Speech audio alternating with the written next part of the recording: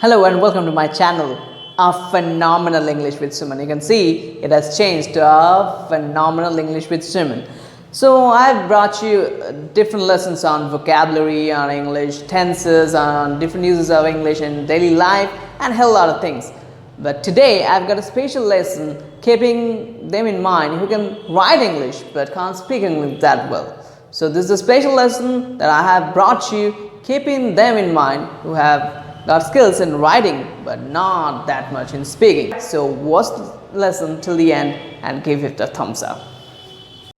So to start speaking English, we'll start with the basic formation of English sentences. Let's have a look on how English sentences are formed generally.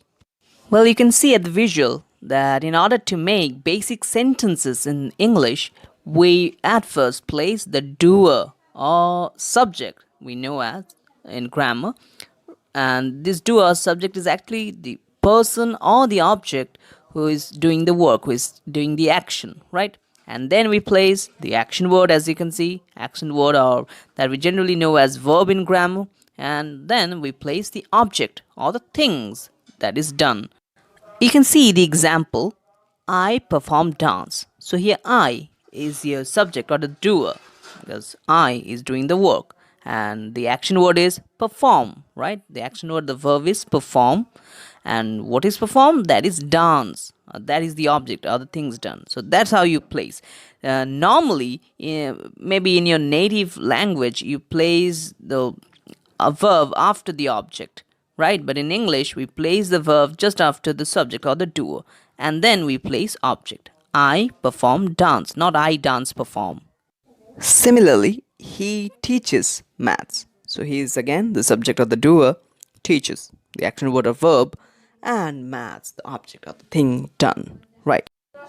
So this is how you can form a basic sentence in English with the doer followed by action and then the things done or object. Now to start speaking English, use of tense is a really important thing. So now we're gonna deal with that one by one. So at first we're going to learn the use of simple present tense. Right, so as you can see in the visual, simple present tense is used for a statement in present, general talks, daily habits and routine. Right, so here we are with the first example. As you can see, there is 3 columns: the subject, the sub, the positive and the negative. Right, so we're going to use the subject or the doer as I, and want to make a positive statement, and we just make it I take breakfast, right? So here I is your doer, take is the action word, and then the things done, as I said, the breakfast. And if you want to make it negative, it's so simple. You just put I do not take breakfast, right? You need to place the do. It's a kind of helping kind of verb there, right? As far as the grammar is concerned, but you don't need to bother about that. You just speak I do not take breakfast. Similarly, the second example, with I leave for my office. Similarly, the negative is I do not leave for my office, right? That's how you make both positive and negative statement. And now your subject or the doer is you, so make the same positive statement as you take breakfast, and the negative becomes you do not take breakfast. And similarly, the second sentence would become you leave for your office, and you do not leave for my office. Okay, let's try the same with doer or subject being they. Yeah, that means a bunch of people, right? So the same positive statement becomes they take breakfast, and negative it becomes they do not take breakfast. Similarly, the second sentence becomes they leave for the office, and they do not leave for their office. Right, so I hope you have noticed that there hasn't been any other change in those formation of sentences except the change of the doer or the subject, right? So all of them have the same formation, right? Now we'll have a different subject in terms of he and she. That means a singular person who is away from you, right? If it is a singular person, a person isn't in front of you, away, he or she, or something singular like that, the same sentence becomes he or she takes breakfast. I hope you can see that A is added to the verb in the positive segment, right? He or she takes breakfast. And then the negative becomes he or she does not, right? In previous sentences we had do not, but here, due to the thing that your subject is a singular and the person isn't in front of you, so you say he or she does not take breakfast. Similarly, if it is a name, let's say Tom, so Tom takes breakfast. Tom does not take breakfast. Tom leaves for my office. Tom does not leave for my office.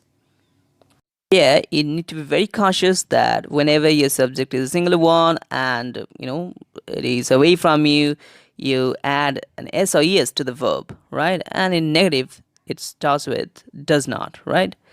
But if your subject again becomes plural, like Tom and Titania, as you can see in the visual, then it remains the same like the previous sentences. Tom and Titania take breakfast. Tom and Titania do not take breakfast. And similarly, the second sentence becomes Tom and Titania leave for my office. Tom and Titania do not leave for my office. Well, that is how you can use simple present tense, right? I've tried to explain that lucidly so that you can use the simple present tense very, very effectively. For more details, there's another video of mine especially dedicated to simple present tense. The notification must be up there. Click that and try to learn simple present tense even better. Now it's time for simple past, right?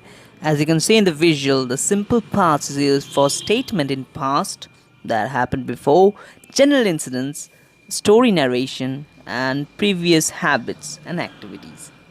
So anything that happened before in the past is referred by simple past tense, right? So here we have the visual. As you can see, our first doer is I, and the positive statement we have is I forgot my wallet, right? So forgot is the action word here, as you can see.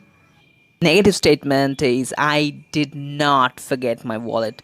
I hope you can see that highlighted part. It's no longer I did not forgot, it's I did not forget, right? So you just place the did, and after that the not, and then the main part, that present form of the verb, right? And the second sentence is I lost my umbrella, and in negative I did not lose my umbrella. Be very careful about that negative part. Did, then not, then followed by the present form of the action. Similarly, if your doer is you, that sentence becomes you forgot your wallet. And negative, you did not forget your wallet, right? And the second sentence become you lost my umbrella, you did not lose my umbrella. Yeah, that's how you do it. No changes as far as the s and es is concerned. Even in positive, you just place the past form of this verb or action word you have, and in negative you just place did not followed by the present form of the action word. Here we go. Even when your subject or doer is he, she, or any other name, or even two people, or the hell lot of people, you don't need to worry because the same formula applies in the past. You just place the your doer and then followed by the past form of the action word, then the things done, and even in negative the same thing applicable, that is did not and the present form of the action word, right? That's how you go. I hope you can see that highlighted part, right? Observe them carefully and practice accordingly. Now let's deal with the simple future part, right? The future means when you have some planning to talk about general information, so even telling someone the wish or your desire, your schedule for the next day, then you use this simple future, right? Say your subject or doer is I, so you just put will after that.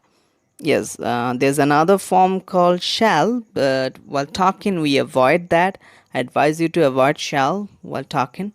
You just use will, no matter whatever your subject is. So you say I will buy a car in positive, and in negative you just place not after will.